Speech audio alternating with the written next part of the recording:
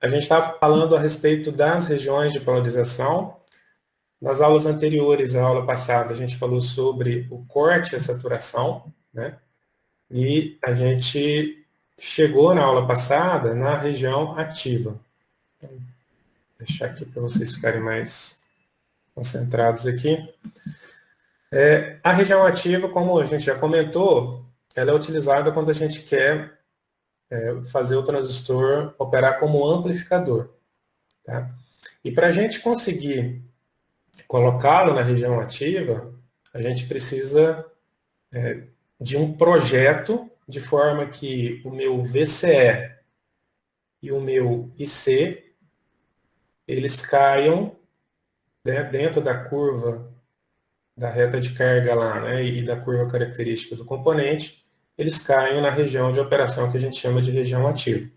Para a gente ajustar o IC e o VCE, existem algumas configurações, e a configuração mais utilizada pela estabilidade que ela traz para o circuito é a chamada polarização por divisor de tensão, que foi o que a gente estudou na aula passada. Tá? Então, no início da aula passada, a gente viu qual é essa configuração. O que é essa configuração? Na verdade, é uma configuração que traz uma corrente de base, né, para a gente fazer a polarização do coletor emissor e da corrente de coletor, através de uma rede de dois resistores aqui. Tá? Esses dois resistores, eles não estão em série nesse circuito. Por que eles não estão em série? Porque eles não têm a mesma corrente passando por eles. A corrente no resistor R1 é essa, que é a soma dessas outras duas correntes aqui. Só que se eu fizer a corrente B muito menor do que a corrente que desce por R2, é como se a corrente que passa em R1 fosse muito próxima de R2 e eu posso considerá-los praticamente em série. E aí, se eu tenho dois resistores em série, a gente pode utilizar a expressão do divisor de tensão para poder calcular a tensão da base para o terra, que é a tensão BB aqui, que seria a tensão em cima do R2. Tá? Então, a partir desta tensão, e essa tensão é a mais importante de todas nessa configuração, eu consigo calcular o meu IB, consigo calcular o meu IE, consigo calcular o meu IC, e se eu tenho todas as três correntes, eu consigo calcular o VCE. Portanto, esta tensão BB, o ajuste dela, né, a relação entre os resistores R1 e R2, vai colocar esse transistor na região ativa. E a gente viu também que existem vários pontos dentro da reta de carga para a gente colocar o transistor dentro da região ativa. Se ele não estiver no corte nem na saturação, todos os outros pontos que sobram são da região ativa. Qual é o melhor ponto da região ativa de operação? Né? No caso do VCE. Aqui, desculpa, coloquei só VE, né? VCE. O melhor ponto de operação é quando o meu VCE está em VCC sobre 2. Se vocês se lembram, na reta de carga que eu ensinei na aula passada, esse ponto é o ponto que fica mais distante do corte da saturação em ambos os sentidos e, portanto, ele tem uma capacidade maior de variação do VCE para poder fazer frente aos sinais que eu preciso amplificar. Tá? Então, na aula passada, a gente viu esse conceito. O primeiro exercício foi justamente para poder calcular e saber se esse transistor estava na região ativa.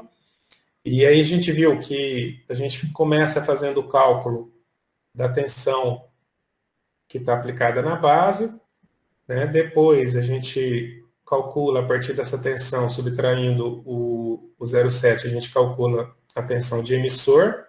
Com a tensão de emissor, a gente consegue calcular a corrente de emissor. Com a corrente de emissor, eu consigo calcular a corrente de coletor. A partir da corrente de coletor, eu consigo calcular a tensão em cima deste resistor, que vai me dar, se eu tirar VCC dessa queda, vai me dar a tensão de coletor, que é daqui para o terra.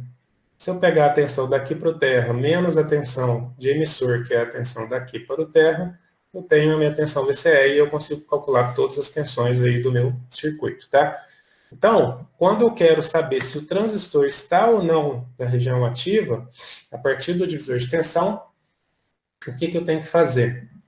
Eu tenho que partir da base, né, para o emissor, depois do emissor para o coletor e depois do coletor para o VCR. Então, assim, em termos de cálculos, né, que eu estou querendo dizer. Então, para a gente conseguir saber em qual ponto de operação que ele está. Agora, se a questão for projetar o transistor para que ele fique na região ativa e no melhor ponto de operação, então eu não tenho nenhum resistor e eu vou poder escolher os resistores para colocar o transistor lá. E é uma tarefa que é uma tarefa um pouco ingrata, porque na medida que você mexe em um resistor, você mexe em todos os outros. Então, existe aí uma técnica, né, que são alguns passos, que se a gente seguir, o nosso projeto vai ficar dentro do ponto de operação que eu gostaria que ficasse. Então, assim, qual que é o meu ponto de partida? Na hora que eu estou projetando, eu já quero que ele fique num ponto de operação na região ativa. Então, o que eu preciso ter como ponto de partida? Eu preciso ter qual é o VCE que eu quero, tá? E qual é o IC que eu quero. Esses dois dados são os que vão definir qual é o ponto de operação ou o ponto quiescente do meu circuito. A partir desses dois dados, eu começo a fazer esse passo a passo aqui para poder calcular os resistores de forma que eu consiga obter esse VCE e esse IC que eu preciso, tá? Então, o primeiro passo aqui é fazer com que a tensão de emissor, que é a tensão em cima do resistor de emissor, fique sendo 10% do VCC, tá? Uma vez que eu tenha esta tensão aqui, o VCC normalmente eu tenho, né, porque é a minha fonte de alimentação, então eu tenho essa tensão, com essa tensão eu consigo calcular o valor do resistor. Por quê?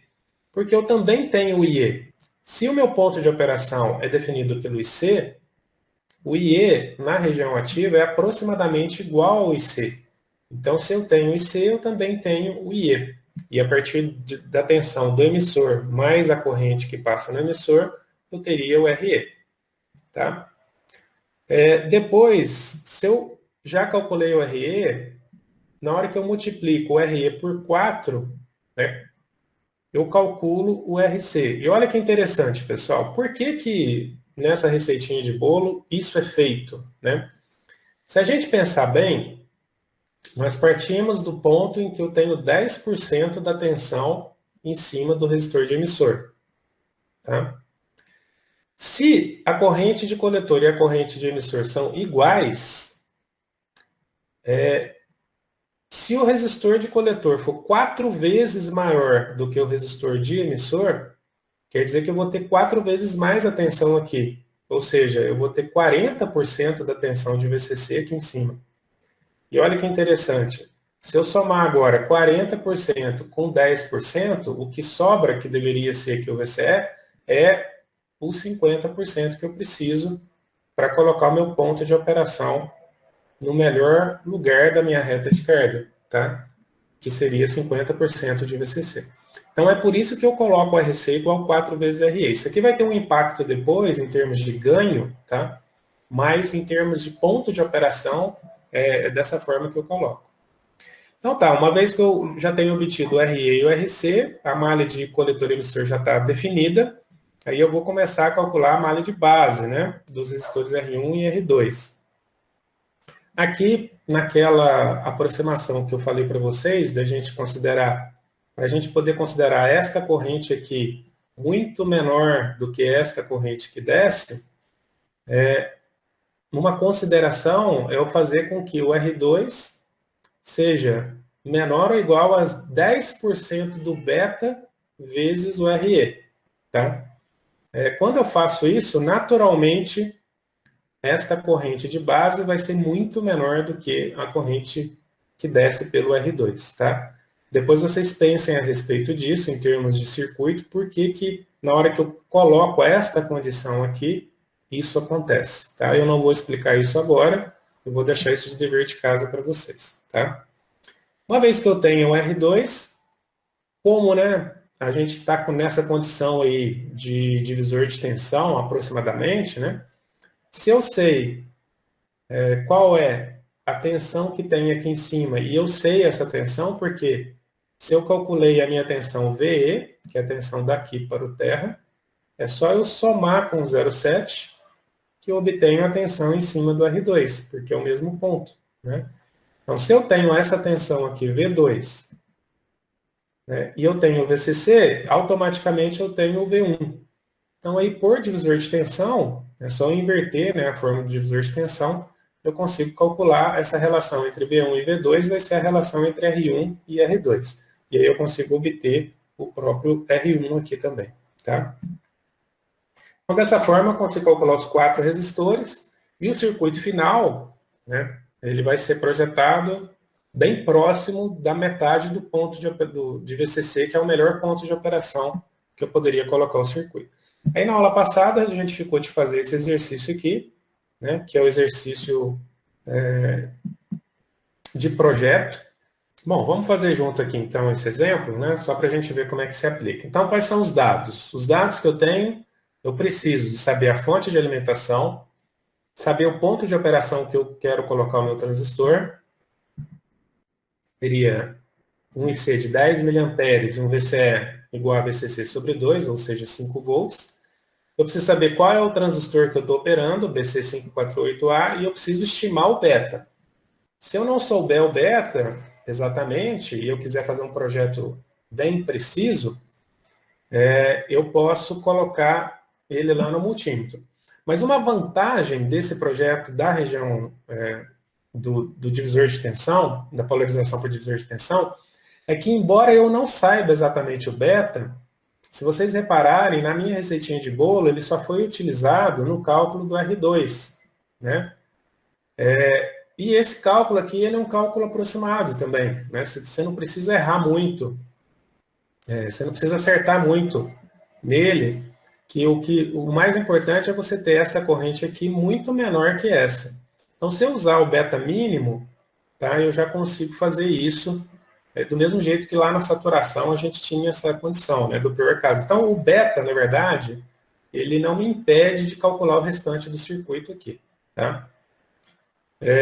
Então, se a gente seguir a receita de bolo, a primeira coisa que eu tenho que achar é a tensão VE, depois o valor de RE, depois o valor de RC, R2 e R1. Tá? Então, começando por VE, ele tem que ser 10% de VCC, 10% de 10 volts, dá 1 volt. Então, que é a primeira informação que eu tenho, tá? A tensão daqui para cá, que é a minha tensão VE, ela é igual a 1 volt. Tá? Eu vou anotar aqui só para a gente poder já depois retomar. Se eu tenho VE, eu posso calcular o RE, porque o IC foi o dado, que é 10 mA. Se o IE aqui também é 10 mA, ou é aproximadamente 10 mA, né?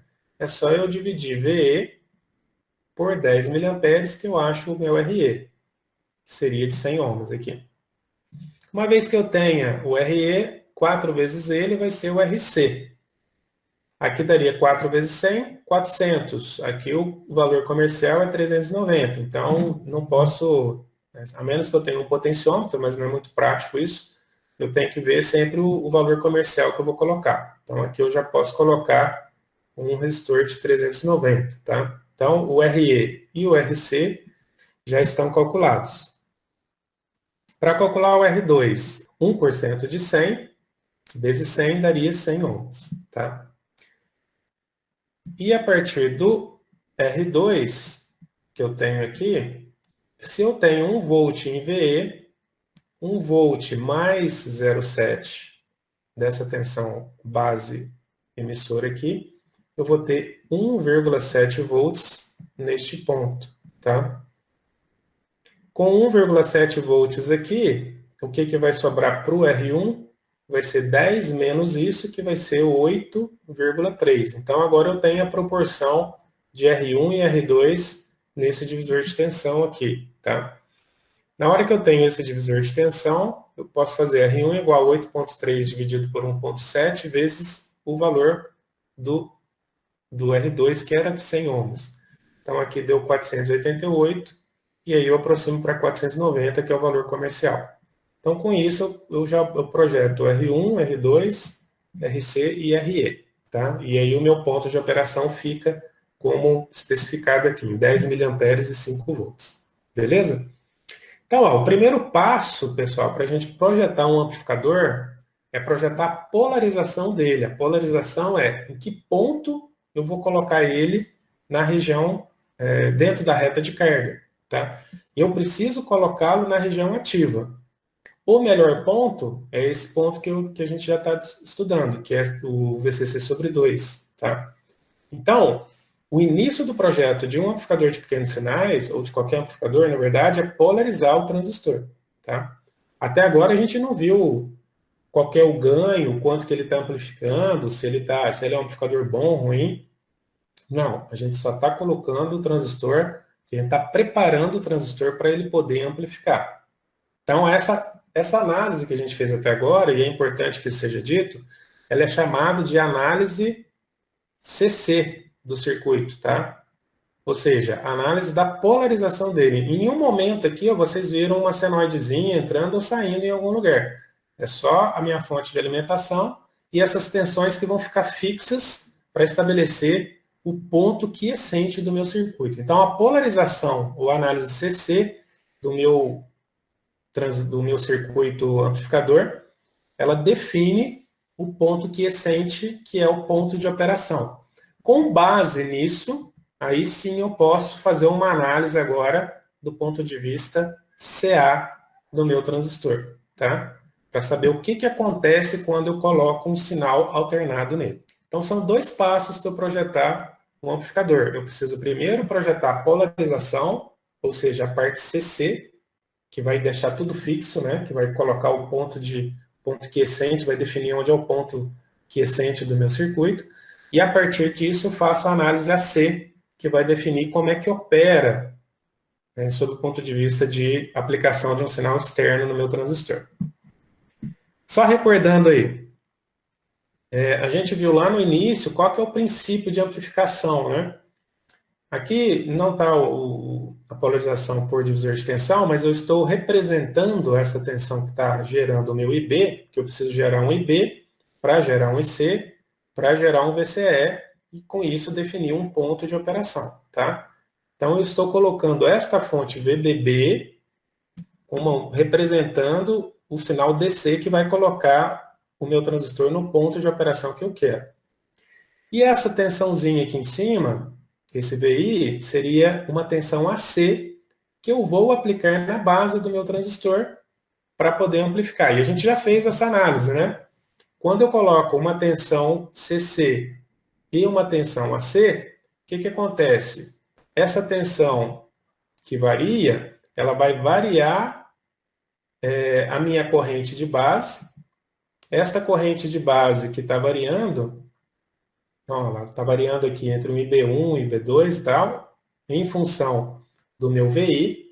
Tá? O VI, por exemplo, se for um sinal triangular, à medida que ele vai indo para o máximo e para o mínimo, a minha corrente IB também varia na mesma proporção. Essa variação, se eu seguir a curva do transistor, ela provoca uma variação em VBE. Então, meu VBE também varia um pouquinho aqui. Tá? Mas o mais importante é eu saber que uma variação de VBE, junto com uma variação de IB, vai produzir uma variação em IC.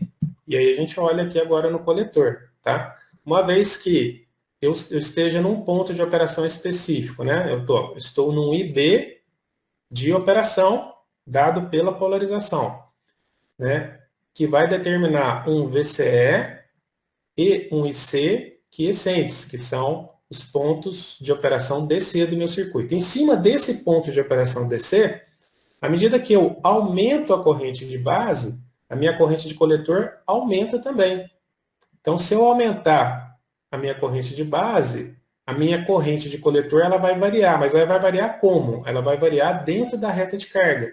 Ou seja, à medida que eu aumento a corrente B, a minha corrente C vai passar para um valor maior, só que ela tem que seguir a reta de carga, que é a reta do circuito. Ela não pode simplesmente subir reto, ela tem que subir dentro dessa inclinação aqui. Tá?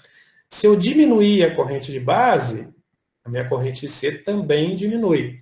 Então, à medida que eu aumento ou diminuo a corrente de base, a minha corrente IC, ela vai passar de um valor mínimo até um valor máximo, por um valor mínimo, por um valor máximo, sendo que o valor médio dela, o valor que está no intermediário, é o ponto quiescente, é o ponto onde, se eu não aplicar nada, o circuito fica parado. Tá? E uma vez que eu aumente a corrente de coletor, se a corrente de coletor subir, esta tensão em cima desse resistor também aumenta. Se essa tensão aumentar, o meu VCE diminui. Portanto, a variação do VCE é inversamente proporcional à variação de IC. Enquanto o IC está aumentando, tá? O meu VCE está diminuindo. Então, o VCE também varia, tá? E ele varia de um valor mínimo a um valor máximo, de maneira inversa à variação de IC. Então, é assim que a gente vê que uma variação que eu estou aplicando aqui no meu sinal de entrada se transforma numa variação em VCE, que a gente considera agora o nosso sinal de saída. Tá? E essa variação ela é feita de maneira inversa, inversamente proporcional a essa variação do sinal de entrada. Então, isso aqui é só para a gente relembrar. Tá? Vamos começar, então, a estudar como é que se processa a amplificação dentro do meu circuito e o que é importante eu considerar para poder fazer os cálculos das características dele, né, que eu preciso.